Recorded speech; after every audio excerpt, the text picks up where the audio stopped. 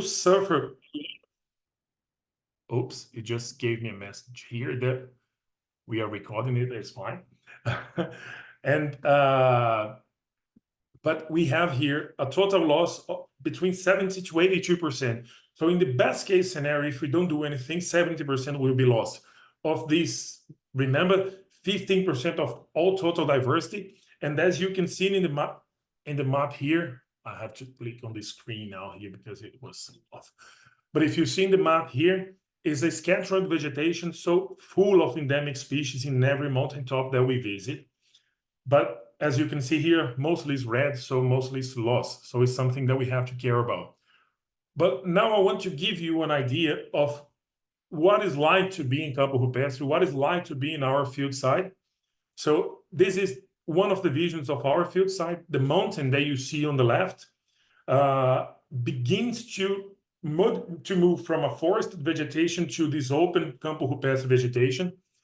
Is not very high in elevation. It goes up to 2,000 meters only. But as this is the first picture that I showed you, it's a rocky vegetation full of quartzite especially. And all these plants that mingle in these rocks, they depend on this very ecosystem to survive. It can be very beautiful sometimes of the year because they flower mostly together, as the same as here. Some are very tiny, so this is a diverse that is hard to explain to the general public because some are very, very tiny in the middle of the rocks, so you don't see them very well when you look at it. You just see rocks there. Fire, as I said, is a fire-prone vegetation, but I like this picture because it shows that on the right where the fire catches, and then the left when the fire didn't catch, you can see that the right is recovering quite fast, it's quite green. So fire, more than a disturbance here, is a necessary disturbance in some of these ecosystems to sprout, to flowering, to the natural processing ecology. And we also have in this region, in the very high elevations, here we are in 1,500 meters, we have these patches of forest in the landscape, and they spread in the landscape like for very long distances. As you can see here, you have these spots of forest there, which contribute to the diversity of this ecosystem to make it even more complex than we would expect if it were just open vegetation or just forest. So it shows the importance of this field station for us, because we have been doing the research, but also, as Lara mentioned, we have been doing a lot of field courses there.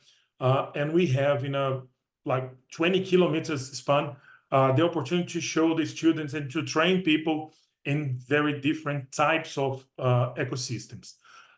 This is another shot there. This is a karstic area, Calcarean area. So the forests are more robust there. But we also have two of the biggest rivers in Brazil, São Francisco and Rio Doce. They have their headwaters there. So if you look at the waters there, the biggest rivers and 5 million people in Brazil depend on these waters. So if we disturb these areas more than disturbing the rock outcrops and the biodiversity there, we are disturbing water security in Brazil and in the most populated region in Brazil. So thinking again about training and research, it's a very nice and a very suitable place that we have here, because we can train students from the ecosystem process happening in the land, but just aside, we can go in the water and see what's happening there. So here are some of the rivers. You see the contrast between the riverine vegetation and the Campo Rupestre just aside, and here a bit more high, when you see that the rivers here, they do look like veins in the landscape carrying the biodiversity that can take advantage of them existing here. But also, as I said, we have mining, heavy mining in the region. So this is a common view for us in Belo Horizonte. But also, sadly, this has turned into a common view as well. This is very close by. This is the Brumadinho Dam disaster that happened some 5 years ago. And it's in the same region where Campo Rupestre exists. And due to the high interest in mining and, of course, the high profits that they can make out of it, we have these disasters happening in this region as well. So which makes for us even more important to study it. So this is another view of the dam, and this is the scenario just after the dam ruptured that we have here, and all this vegetation was, of course, vanished from here. Well, now we'll talk a bit more about the research we have been doing there, the long-term research there. I would just give an overview of the projects we have there, but of course you can also ask me more if you want to know. But this is the main site that we have. This is the elevation range that we have there. And we have 7 fixed points there that we have been taking the long-term ecological research. And we use these elevational belts to sample several different things there. So we have been sampling first and foremost the climate there. So we have like climate stations spread over this mountain, taking several measures from temperature, humidity, precipitation, storm, solar radiation, soil humidity, and so on. But also we have studies on the floristics of this region, which have been discovering lots of endemic species, lots of new species in this region, but also trying to understand how to, for example, one of our students here have a project on how to reproduce these plants to make gardens at home, for example. So is it possible to have it? So if it's possible, we can see that they are very resistant plants that can tolerate very dry periods, and the flowers are very beautiful as well. Another threat that we have here, as we have elsewhere in the world, is with invasive species. And actually, mountains, we have been calling it the last frontier for invasive species, because as climate changes, climate becomes a bit more suitable for such invasive species up high in the mountains. And as an example, we have this mimosa species here, and also eucalyptus very high up in the mountains. But not only the invasive species, we have some range shifts there as well. Like, for example, Cecropia didn't used to occur high in the mountains, but now they are kind of newcomers in this region. And we have, it's in Portuguese, but if anyone has interest, I can share it later. We have this kind of outreach for people, like 12 Species and a Secret, trying to resemble the movie. But we have 12 species that are invasive or newcomers, to show people where to find them, and that they are not native from that place, and they shouldn't be there if it wasn't for human modifications and human use. Another thing that we study there, and there is most of my part of study there, is insects along the elevation gradients, where we try to study, well, we defined in the past a lot of patterns of diversity, but now we've been working with beta diversity and range shifts of ants, termites, galling insects, dung beetles, butterflies, and all other insects that we find there. It's interesting because they have this very fast life cycle, and we can see patterns of range shifts on these 10 years, for example, occurring there. Another thing that we've been working with are aquatic insects. As I said, most of the watersheds in Brazil, they have their origin there. So we've been studying aquatic insects as most of sentinels of changes in such waters, and trying to forecast what problems we can have if things change in these mountains that could be reverberate in the lowland areas. These are the regions that we've been working, again, just to give you an overview, because this map has this profile here where you can see the mountains and how they're organized. We have deep valleys, but we have this mix. Is not just a single mountain, but a complex of mountains that we have there. In sum, we are researching all the things from seed dispersal, herbivory competition, interactions, nutrient cycling, and establishment of invasive species in this scenario here. So this figure tries to synthesize it. And if you are interested, we have some synthesis of this research there. This is the first one that was published in 2016. Then we have the second one that was published, I think, in 2020. And this last one that we think about the headwater and the freshwater there, that was also in 2020, I think. But I can share with you if you need it. I have my email on the end of the presentation. You can email me if you need. To finish with, as conclusions and perspectives that we have there, the future perspective that we have is trying to increase basically both the number and the quality of the synthesis that we have there, trying to give more straight information to decision makers to manage these ecosystems. We need to invest now, and we are doing it, in temporal patterns of diversity, trying to understand how diversity has been changing over time.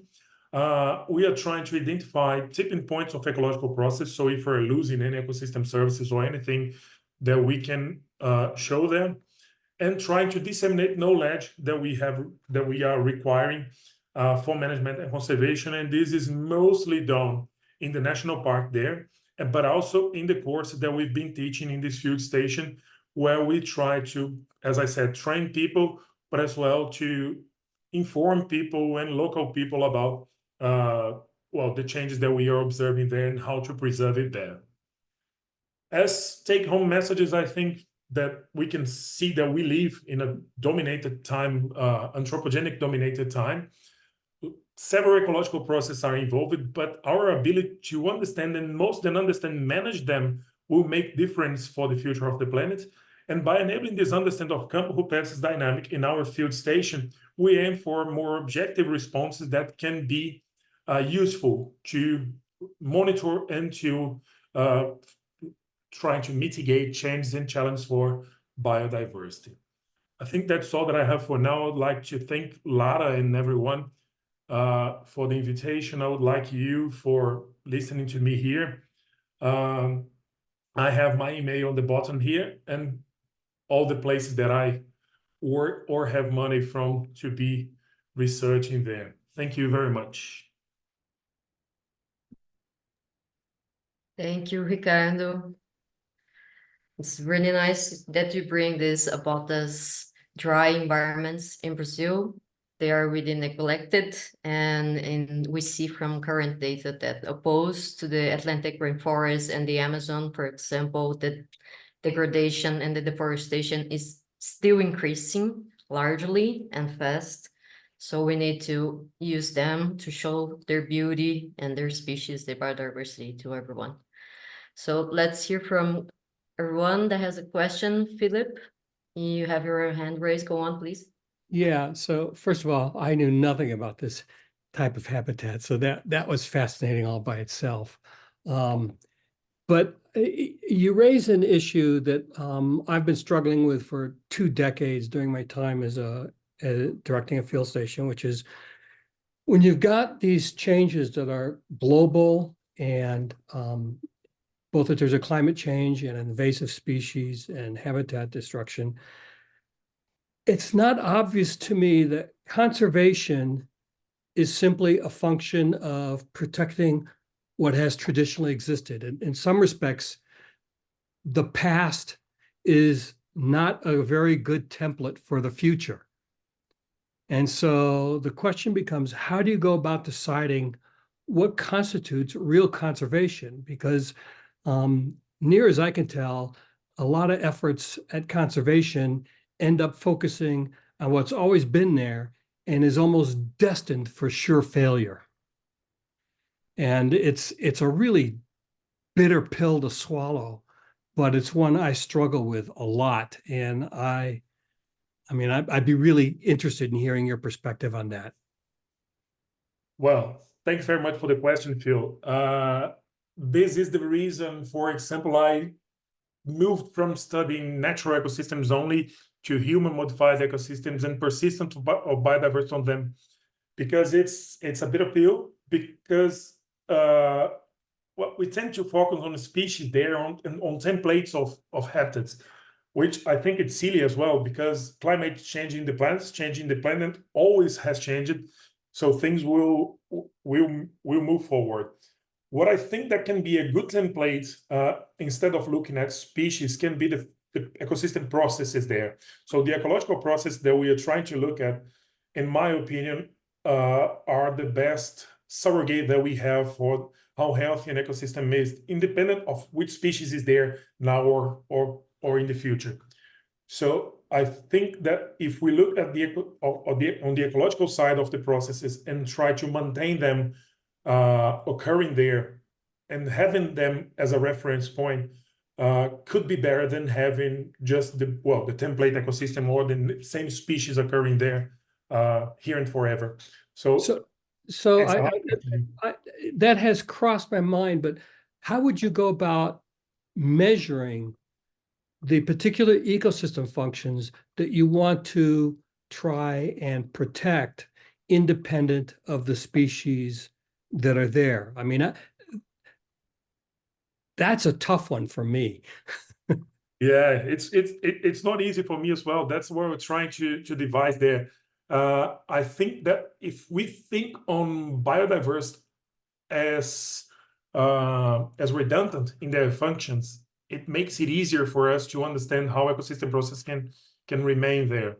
The unicity of biodiversity and thinking of every species as the only one that can make that function makes it even harder. So to me, what I think is trying to measure how different processes are occurring, for example, pollination, and trying to disentangle it from the particular species that are there executing the function. So the reason sometimes I joke that I prefer the spreadsheets of species numbers and abundances than the species names itself, because then I can forget about what is there for a minute and think about the functions that are being developed there, independent of who is there developing that functions. But it's not an easy question, and conservation is still struggling with trying to understand what to preserve. And for example, I don't think that only preserving places will be a solution. We have to think about landscapes, for example, in this case. But well, I don't have a straightforward answer to your question, but these are my thoughts on this. Thank you, Philip. Does anyone else has a question? Rhonda? Yeah, I have I guess a few. You had mentioned a few of the ways you as a field station are getting the message out, from courses to the public. What strategies do you have? A lot of stations avoid getting involved in policy directly. So who's the audience that you feel you can reach through the field station or outside of the field station to really get that data that you've collected, whether it's that ecosystem level or that species level, to have some impact? We're all really struggling with how do we find the people who have some decision power to make policy changes? Well, one of the advantages that we have here is that we are at the university working at the field station, which detaches us a bit from the administration of the site. So it makes a bit easier for us to, for example, go to the community schools and work with them. We have a big project here, a citizen science project with water in this case, where we go to schools in the region, actually in the entire region here, and we make what we call a scientist day for the students. So they have to sample water and they have to measure the same water quality that we have been measuring for the science papers that we have, but they measure behind their schools. So they have to monitor their river for a year, for example. And by the end of the year, we make these, we make an event where they present their results like a congress.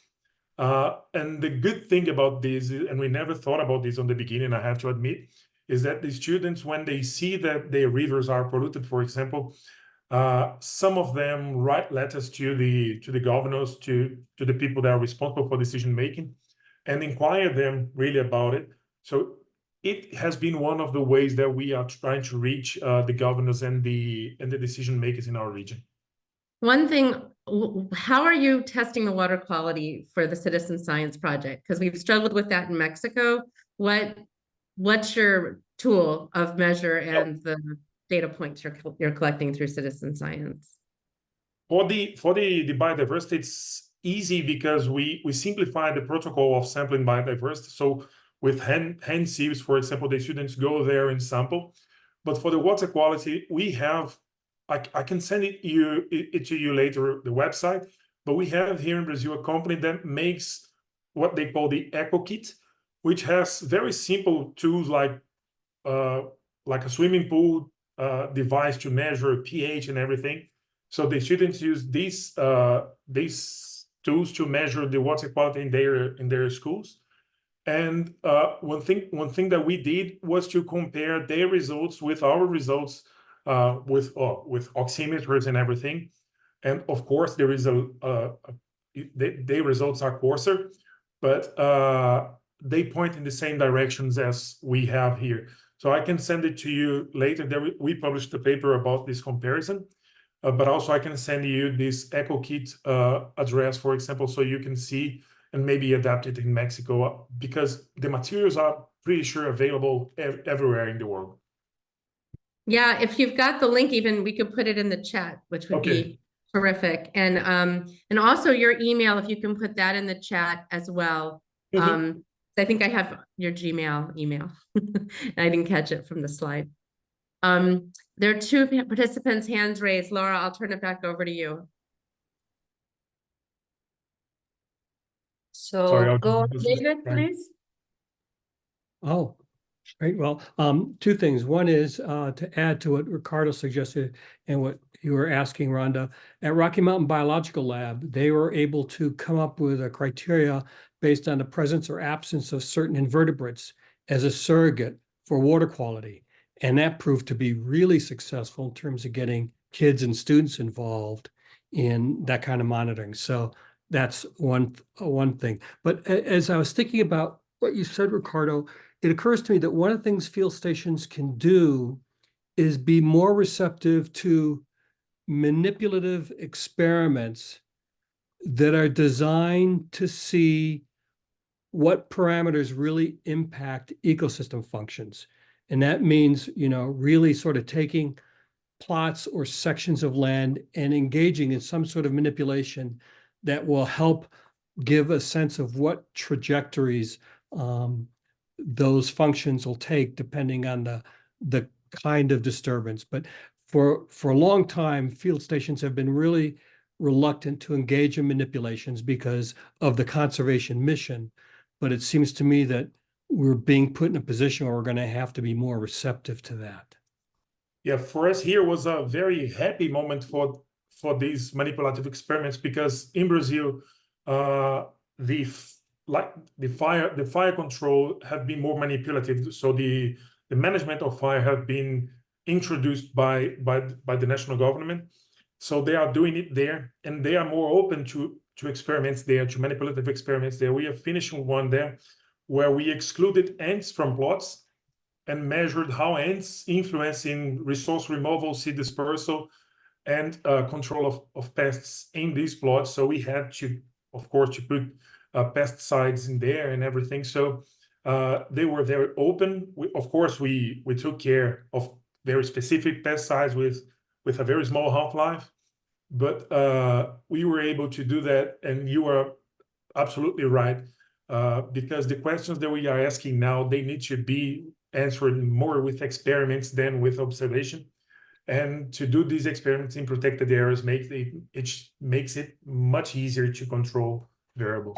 Are any of the mine sites available for sort of experimental restoration? Which ones? Sorry? The mining sites, the sites that... Oh, yeah. Some of them.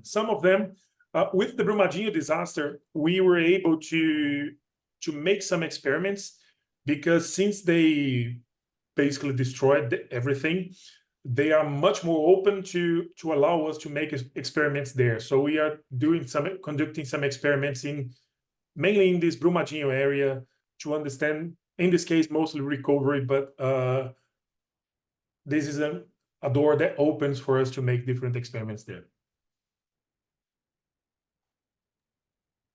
Thank you, Ricardo, and thank you, Philip. David, go on. Thank you. Great presentation, Ricardo. I have first a comment and maybe a segue to what Philip was saying. We are hosting on May 6th a virtual cafe on fire management. So everybody who's interested, just go on our Facebook page, OBFS, and on the newsletter, and there'll be more information on that. My question pertains to, you started with the presentation with saying that the station had a paved road, which can offer some benefits. And I'm at our field station, access is very, very easy and quite promoted for maybe more usage by visitors. But I'm always trying to figure out what good access can give, but also what bad access can give. Because as we give access to a station through roads or trails, what's the trade-off you feel? Because I feel that we're maybe encouraging human activity, good and bad. Yeah, you're right, because the good thing about paved roads, of course, is that we can have the experiments there and go every 2 weeks, for example, there. It also makes easier for people to go there and see and connect with the place. But for example, most of the invasive species that go there go because soil is changing due to asphalt, and then the invasive species can come. We don't have large mammals there, so hunting is not a problem, but could be if it's in a forest, for example. Good access means a lot of hunting.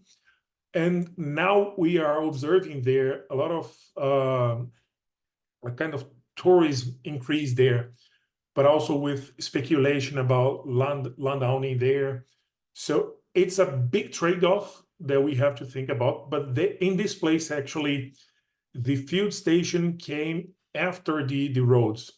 So the road was already there, and we didn't had to build it there. But I see a big trade-off, and we have to think about, it's very case specific, because you have to think about, for example, if hunting is a problem, access will surely be a problem. But if, for example, hunting is not a problem, you can give good access, and then people will be there and connect with the place. But it's really, really hard to reconcile access and impact in such scenario. We have to think about the benefits that we are extracting from environmental education of people going there. Thanks for your question, David. I would add that in this situation in Brazil, also some places, if you start opening roads, not when you have a field station already established, but when you have rural areas or traditional communities, then you open the door for bad research, let's say, which is a mining speculation or this kind of investigation from the side that already wants to exploit the area and not to get to know it or to conserve it. Does anyone have a question? Go on, Ricardo. They go in these places when they want, because Carajás, which is the biggest mine in Brazil, is in the Amazon, was reached first by helicopter flights. So there were no roads there, and they managed to find the spot there. So this is a trade-off that we can't avoid, actually. Yeah. Well, a question though, building on that, is if they're getting the activities you really don't want them doing, what sort of enforcement or what sort of parameters as you're trying to play that balance game? Have you found any ways of controlling what the bad side, I guess? Well, maybe it's what you were getting at, David, if you're trying to control where they're going or when or how many quantity. Well, actually, there we have the advantage to have a community that lives there. So it makes it easier to engage these people in protecting the place. So if they understand there is wrong, for example, to take an orchid there, they will protect the place for everyone to remove it.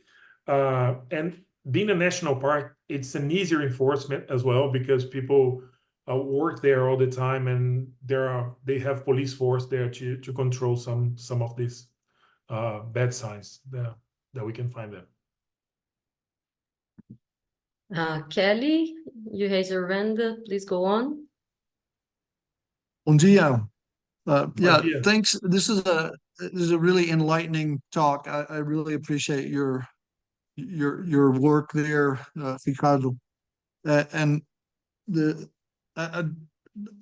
a little bit. I have some perspectives that overlap a lot with Philippe, in that I directed a station for 25 years here in Eastern Ecuador, and there's a tremendous amount of similarities between the challenges where you are and the challenges where we are, despite the fact that there are certainly huge ecosystem differences. But one of the things that you were just talking about with with how to have an impact. I think it's just mere presence has been extremely important for us. Is the fact that we've been in this remote place and raising our voices for now almost 30 years. It makes oil companies, where we are, it's oil, not and a little bit of gold as opposed to iron, but it makes those oil companies aware that someone is looking over their shoulder. We are also basically collaborators with the National Park Service. So we're the eyes on the ground, so to speak. And we're absolutely certain that if we weren't there, there would be a different level of timber harvest and hunting and those kinds of things. Even our indigenous neighbors who are at some distance, at least 20 kilometers away is the closest indigenous community. We've developed relationships with those neighbors as well, so that they recognize the area where we are and this tremendous stretch of a river, because there's no road where we are. They recognize that basically as our territory, and so they don't hunt there like they wouldn't hunt in another indigenous group's territory. So they respect it that way. So we have become regional collaborators for nature, and I see that you're doing the same kinds of things, and so I really appreciate what you're doing and congratulate you on the work that you're doing, and hope that you have some really great longevity in the area. Thanks again. Thanks very much, Kelly.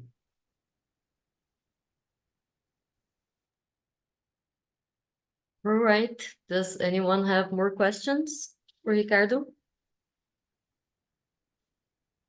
Nope. I do.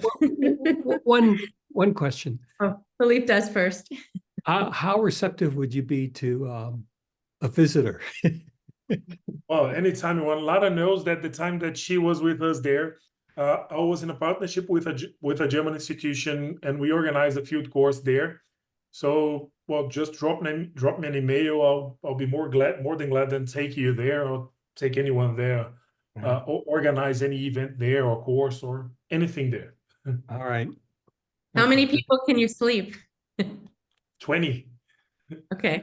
But there are lots of small, what we call pousada, which is a kind of a small hotel there where we can put people, and it's really easy to take a course there. I don't think the station's a member of OBFS. Is that right? I don't think so. No, You need- no, I No. don't think so, yeah. You really need to join. Well, we can work on it a lot. Yes. Yeah. Don't embarrass him. Today is a tiny part of a big plan. One question, those aerial photos that you had were always, where did those come from? Or did you have a drone taking pictures, or all the photos? That was one of the outcomes with this German institution. They donate us a drone at that time. Since then, we use them much more, especially for environmental education. It's an overview that engages people quite a lot when you show them. And the Brumadinho disaster was a helicopter that took us there. Oh, cool. Yeah. Okay. We were not I should allowed to point fly out drones. that at Jasperidge, one of the things we discovered in grasslands and brushlands is that you can do really good geospatial infrared photography that can tell you a lot about those areas, and on a regular basis can really detect some interesting changes. Mm-hmm. It's true, because there is no canopy to impede the light. Yeah. Yeah. Well, since we have a few minutes, I have now to advocate that we do organize a field course in Brazil, because that was the experience I mentioned at the beginning. It's a really incredible environment, and Ricardo has incredible projects there. And you can go from this typical view, maybe that you have internationally from Brazil. That's a lot of forest, a lot of visible biodiversity. And this for sure engages a lot of people. But the scriptic biodiversity of this place is amazing, and especially the relationship of the landscape with the water. The rivers, and you see how they are building up down the landscape is amazing view. And if you want to bring students or to organize something, I also offer my support to help you all with this, because it's totally worth it. I had this experience at the beginning of my my PhD, and it really changed also the view on conservation, because it's a national park and they are not that accessible for many young people in Brazil. So being able to be there to understand that there is a value for tourism, there is just an amazing landscape that has this aesthetic value, and people are doing research right next to you. And anyone that was passing by and seeing our group, they would ask what's going on and what you're doing, and this just changed the place that science was being doing in a place that you're just visiting. It was it all. So it's truly worth it. Thank you again, Ricardo, for your availability, and thanks Rhonda and David as well for trusting with the job. At the risk of putting you on the spot, has the political situation in Brazil been felt in your region? Yep. I think there's one that's the thing that I never put me aside, because conservation is about politics. So the thing is that the environmental law in Brazil was never actually quite good. Let's put it that way. The government that we had before the current one did what it did because the laws were weak and were easy to change, and not only because they wanted to change it. And this very hard division that we have now between what they call left and wing, but it's not as simple as that. It's really hard for conservation, because it makes it makes resources more scarce. It makes people less engaged on it.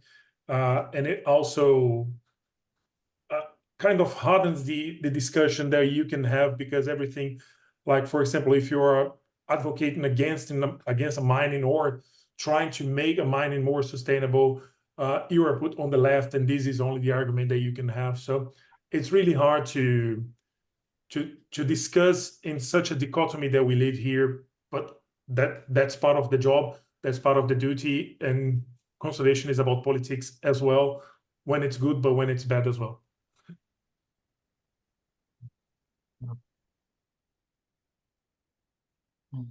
Okay, thank you, Ricardo. Thank you all.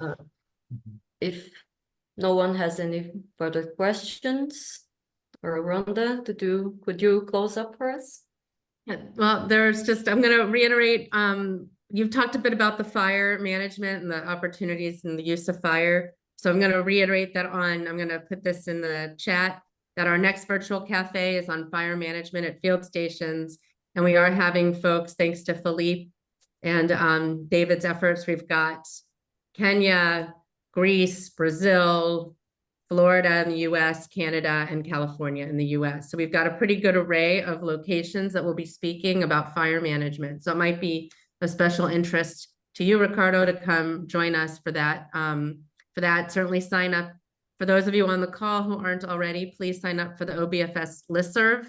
It's free, available to everyone, members and non-members. And we are a very affordable association.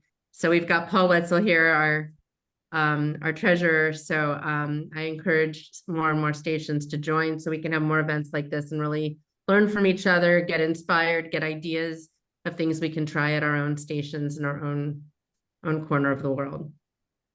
Does anyone else like to ask anything or say anything before we wrap up early? It's always good to keep things under an hour in Zoom land. Rhonda, be sure to advertise where the recording is for OBFS members, for those who want to see it again. Of course, yes, it's on the YouTube channel. I started late, I apologize. but I didn't want to miss everything. So, but it is now officially recorded for posterity, and it will be on the OBFS YouTube channel. We'll get that posted, and we'll post something to the listserv once it's available. Okay, well, thank everyone. Thank you for coming and spending your mornings or your evenings, as it is for me here in Italy. And we'll see you next time. I'm going to go ahead and stop recording now. All right.